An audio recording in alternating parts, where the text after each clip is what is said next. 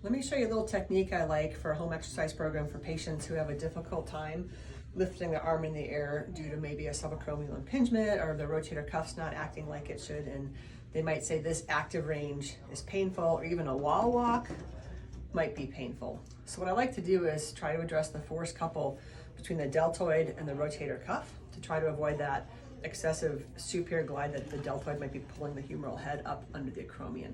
So the little trick I like to have is I'll have the patient do an isometric, usually use a door frame. You can use the edge of a door as well.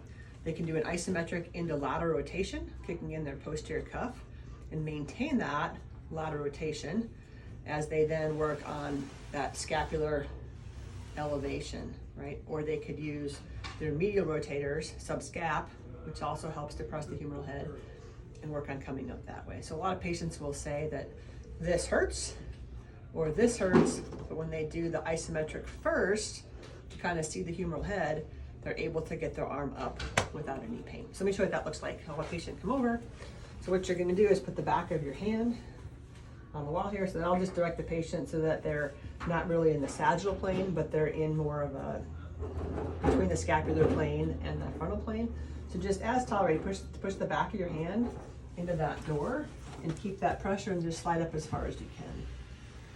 And they're usually pleasantly surprised that they can get full elevation as long as they maintain the lateral isometric, both on the concentric elevation and on the eccentric lowering, right? If that doesn't work, I can also try having them, we'll just use your opposite arm for ease. So step behind the door a little bit. Put your right hand or left hand on here, get rid of this one. Oh, and just hold the towel so it doesn't slide. Again, I'm gonna have you step behind the door a little bit to have her more in that scapular plane and not in the cardinal plane of flexion, right? So now what I'm gonna have you do is gently push into the door with an internal rotation isometric, right? And then just slide up as far as you can, pain-free.